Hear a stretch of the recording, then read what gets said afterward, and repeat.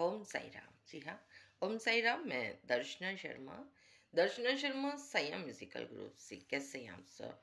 हमेशा की तरह हंसते खेलते मुस्कुराते मैं कहूँगी ऐसे ही रहा करो। जी हाँ, साईं भक्त की कहानी अपनी जुबानी।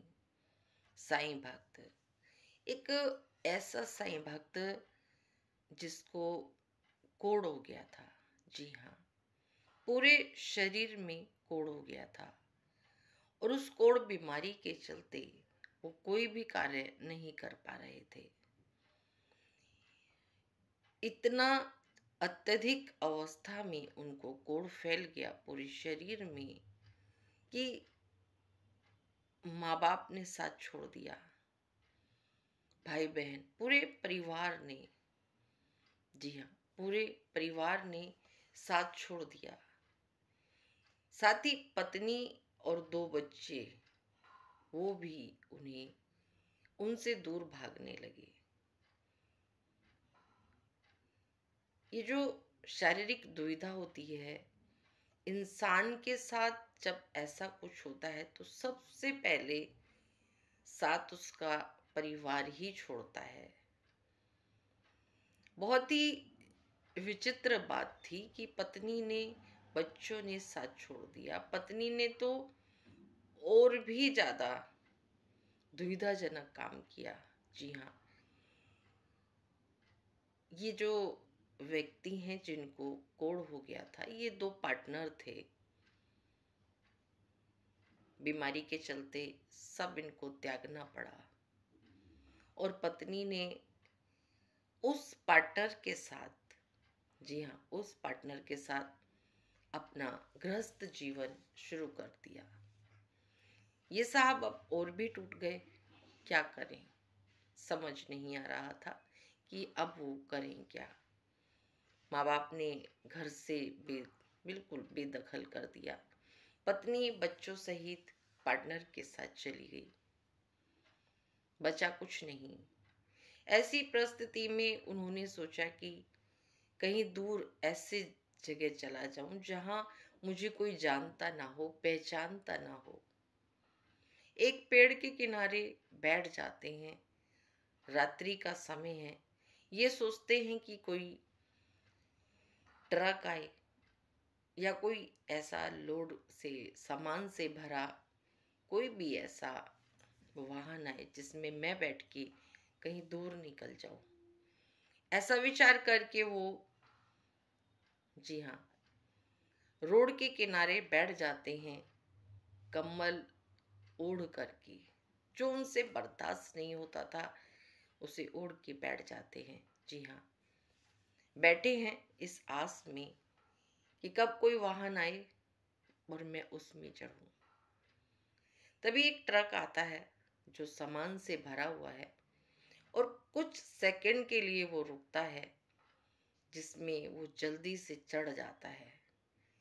उसे नहीं पता थी कि ये ट्रक कहाँ जा रहा है या मेरी खुद की मंजिल कहाँ होगी। बैठ जाता है और बैठने के पश्चात जब वो ट्रक पहुंचता है, उतरता है, तो उसकी समझ में नहीं आता ये कौन सा स्थान है, कहाँ पहुंच गया हूं मैं। जी हाँ, ना उसे स्थान पता, ना उसे ये पता कि मैं कहाँ पहुंच गया हूँ। ऐसी स्थिति में जब उतरता है, चारों तरफ देखता है कि यहाँ की भाषा अलग, यहाँ के लोग भी सब समझ नहीं आ रहा था। फिर किसी से पूछता है कि कौन सा स्थान है। कहते हैं ये शिरडी है, महाराष्ट्र है। आप शिरडी में हो? तब उसने चारों तरफ देखा। शिरडी में आप जाएंगे, साईं राम के नाम से ही सब कुछ है। साईं राम, जी हाँ, हमारे शिरडी के राजा साईनाथ महाराज। अब वो जब पहुंचते हैं शिरडी में तो बाबा की ही नगरी में पहुंच गए। अब जिस अवस्था में है उस अवस्था में लोग पास तो नहीं आ रहे थे, लेकिन हाँ, उन्होंने एक एक नियम बना लिया। जब बाबा का वो स्नान कराते थे जी हाँ, बाबा का स्नान जब भी वो कराते थे, जैसे सुबह काकड़ा आरती में बाबा का स्नान होता है, तो उसी जल को पी करके अपने जीवन को गुजारना शुरू कर दिया। वो बाबा का स्नान जल था। यकीन मानिए, वो जैसे जैसे उस जल को ग्रहण कर रहे थे, पी रहे थे, वो औषधि का काम कर रही थी। जी हाँ, वो ठीक हो रहे थे। ताज्जुब ये था कि मैं किसी से स्वस्थ नहीं हुआ और साईनाथ महाराज के स्नान जल को पीकर मैं स्वस्थ हो रहा हूँ।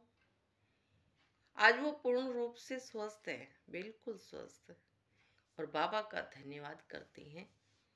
आज हर किसी को अपने किए पे पछतावा है, माँ बाप को, भाई बहन को, पत्नी को, लेकिन आज वो स्वस्थ है पर किसी के पास लौटना नहीं चाहता। उसने भी सोच लिया, जिस अवस्था में मुझे सबकी जरूरत थी, मुझे सबने छोड़ दिया, तो आज जब मैं स्वस्थ हूं तो सबको क्यों अपनाऊं। उसने भी अपनी एक अलग दुनिया बनाई है। जी हाँ, उस दुनिया में सिर्फ एक ही नाम आता है और वो है शिरडी के साईनाथ महाराज। आज वो साईनाथ महाराज के भक्त हैं और बाबा की ही सेवा करते हैं। इसी के साथ मैं दर्शना शर्मा। ओम साई राम।